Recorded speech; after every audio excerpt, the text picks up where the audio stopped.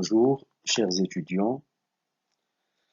Dans ce premier dossier, nous allons vous présenter une leçon de communication qui porte sur l'acte de parole, demander des informations à quelqu'un ou donner des informations à quelqu'un à propos de quelque chose ou de quelqu'un.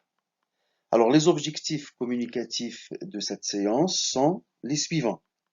Vous devez être capable de demander des informations, vous renseigner sur une personne, quelque chose auprès de quelqu'un. Vous devez être en mesure de répondre à une demande d'information. Commençons donc par cette mise en situation. Je vous propose la lecture de ce petit dialogue entre Jamal et Ali. Jamal, tu as une idée? Est-ce que tu as une idée sur le contrôle de thermodynamique? Ali, absolument pas. On dit que le contrôle aura lieu après les vacances, mais rien n'est sûr. Nous devons aller en parler à notre professeur. Jamal et Ali frappent à la porte du bureau de leur professeur. Jamal, bonjour monsieur. S'il vous plaît, nous voudrions savoir quand et où l'examen de thermodynamique aura lieu. Le professeur, bonjour. La date est déjà affichée sur le site de la faculté. L'examen aura lieu le lundi prochain à 9 heures dans la salle A102. Jamal, combien l'examen va-t-il durer, monsieur? Le professeur, pratiquement 2 heures, de 9 heures à 11 heures. Ali, si vous permettez, monsieur, quels sont les chapitres concernés par l'examen? Le professeur, vous aurez 4 exercices en relation avec les chapitres 1 et 2. Ali, merci monsieur. Les deux étudiants sortent du bureau de leur professeur. Ali, où se trouve la salle A102? Comment y aller? Jamal, c'est facile à repérer. Elle est située en face de l'amphi E. Alors venons-en aux paramètres de la situation de communication. Où se passe la scène à la faculté? Selon l'échange, de quelle faculté s'agit-il? Faculté des sciences, puisqu'on parle de thermodynamique. Qui sont les acteurs de cet échange? Le professeur Ali et Jamal. Quel est l'objet de l'échange? C'est la date et le lieu de l'examen de thermodynamique. L'objectif de la communication, il s'agit de s'informer concernant le lieu et la date de l'examen. Quels sont les mots interrogatifs utilisés dans ce dialogue? Est-ce que, où, quand, combien? Que remarquez-vous quand les étudiants s'adressent à leur professeur? Ils utilisent des formules de politesse. Par exemple, s'il vous plaît, monsieur, si vous permettez, hein, nous voudrions, c'est le verbe vouloir au conditionnel présent. Hein, le conditionnel présent, c'est un temps dont la valeur modale est entre autres l'atténuation, atténuer une demande. Alors, qu'en est-il de l'échange entre les deux étudiants? Contrairement à ce qui précède, l'échange entre les deux étudiants est plutôt spontané. Ils n'ont pas besoin de formules de politesse. Mise au point. Pour demander des informations, des renseignements, il faut utiliser convenablement des adverbes ou des adjectifs interrogatifs comme le montre le tableau suivant. Alors, en vous servant du tableau qui précède, lisez le texte sur Aaron Tazieff, un texte que nous vous avons déjà soumis sur la plateforme Moodle, voir fiche cours communication et compléter le dialogue suivant. Donc Anas et Ali, un dialogue entre Ali et Anas. Donc Anas, Aaron Tazieff. Donc on va dire qui est Aaron Tazieff? Qui est Aaron Tazieff? Deuxième question posée par Anas. Quelle est sa date de naissance? Quelle est sa date de naissance? La troisième question posée par Anas sera formulée comme suit. Quelle est sa principale spécialité? Enfin, la dernière question posée par Anas. Qu'a-t-il développé dans ses recherches? Qu'est-ce qu'il a développé dans ses recherches? Demander, donner des informations sur son établissement. La faculté des sciences d'Al-Meraz, FSDM, créée en 1980, est située sur le campus universitaire d'Al-Meraz et s'étend sur une superficie de 6 hectares, dont 4 construits. Elle dessert principalement la région de Fès-Boulmane. La faculté des sciences d'Al-Meraz est un établissement d'enseignement supérieur à accès ouvert.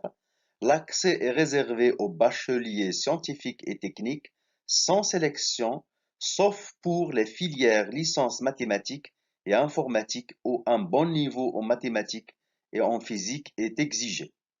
Le système d'enseignement est le système LMD.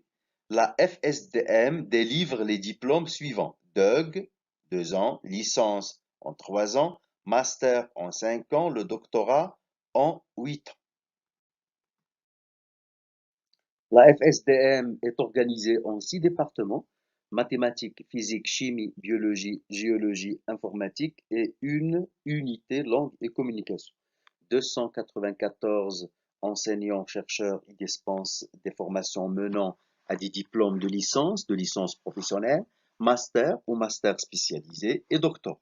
La FSDM assure la formation de près de 9000 étudiants, dont 2150 nouveaux inscrits en 6 filières licence fondamentale, 6 filières licence professionnelle, 15 filières master, 78 filières master spécialisées et 6 formations doctorales. C'est un extrait tiré du site de la faculté des sciences d'Albès. Alors, pour répondre à une demande d'information à propos de votre faculté, vous avez besoin des structures et du lexique suivant. La FSDM est une faculté créée en 1980. On peut reformuler cette phrase en disant la date de création de la FSDM est la FSDM a ouvert ses portes en, etc. La FSDM a été inaugurée. La FSDM a démarré en 1980. Elle se situe sur le campus universitaire d'Almeraz. On peut reformuler cette phrase en disant elle fait partie du campus universitaire. La FSDM est un établissement à accès ouvert. On dit accès ouvert. Le contraire de accès ouvert, c'est accès régulé, accès limité, comme c'est le cas de la FST, par exemple, de l'ENSA, de la faculté de médecine, de l'ENSAM de Meknes, des classes préparatoires, et j'en passe. Alors, l'accès à la FSDM n'est pas soumis à une sélection. Tout étudiant titulaire d'un baccalauréat scientifique a le droit de s'inscrire à la faculté des sciences d'Almeras. Donc, cet accès qui vient accès, le mot accès qui vient du verbe accéder, cet accès n'est pas sélectif. Le système d'enseignement est le système LMT, c'est-à-dire que la FSDM adopte le système licence, L, licence, M, master et D, doctorat, LMT. La FSDM comporte 6 départements, 294 enseignants. On peut dire le nombre des enseignants-chercheurs s'élève à 294. L'établissement délivre, c'est le verbe délivrer, des diplômes comme la licence fondamentale, la licence professionnelle, le master et le doctorat.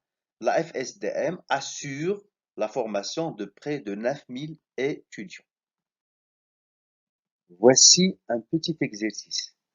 En vous basant sur les éléments relevés du texte, produisez un dialogue entre un ancien étudiant et un nouvel étudiant qui vient de s'inscrire à la faculté. Utilisez convenablement les mots interrogatifs. Voici quelques formules pratiques à retenir. Comment demander des informations pratiques? Dans la rue, à un inconnu ou à une inconnue. Pardon, monsieur, pardon, madame, pourriez-vous, Est-ce que vous pourriez me dire, est-ce que vous pourriez me dire où se trouve la gare? Excusez-moi, à quelle heure? Comment? Quand? Excusez-moi, madame, excusez-moi, monsieur, je cherche la librairie X par exemple. Je cherche l'hôpital Y. Excusez-moi, madame, excusez-moi, monsieur, où est la gare ferroviaire? À quelqu'un dont le rôle est de donner des informations, par exemple une réceptionniste ou un vendeur. Où est le rayon prêt-à-porter, s'il vous plaît? Remarquez l'utilisation des formules de politesse, s'il vous plaît. Où est le rayon prêt-à-porter, s'il vous plaît? Quand est-ce que la séance commence? Comment dois-je faire pour envoyer un mandat lettre? Est-ce qu'on peut téléphoner à l'étranger de cette cabine? Sur cette diapositive, vous avez d'autres situations de communication et vous avez également quelques formules valables pour les dites situations. Des formules que vous pouvez vous-même utiliser dans différentes situations de communication. Je vous invite donc à les lire, hein, à les lire et à en prendre note.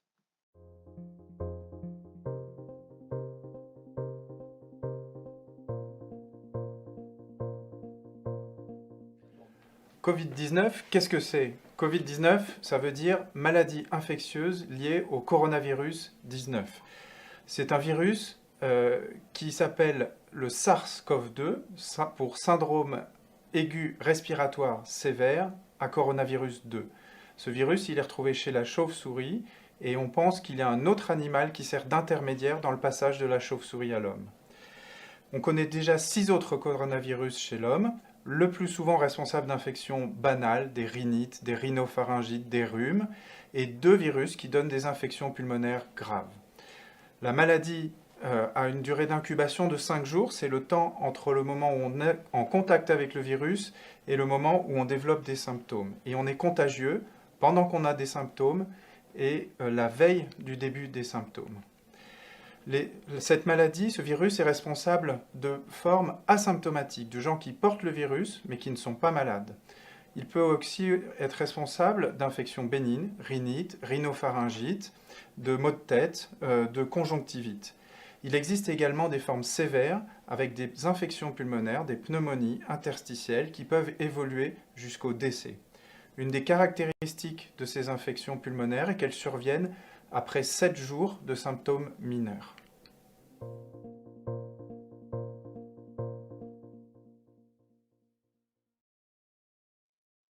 Merci de visionner cette vidéo et de relever toutes les informations relatives au Covid-19. Voici des liens pour aller loin. Alors, essayez de visionner la vidéo. Vous avez ici le lien, il suffit de cliquer dessus. Et vous avez un autre site, LangFR, c'est un site très intéressant où vous allez trouver beaucoup de ressources, notamment des dialogues. Vous pouvez en tirer profit. Nota bene, notez bien, dans le point de grammaire, nous étudierons l'interrogation directe et l'interrogation indirecte. Merci de votre attention.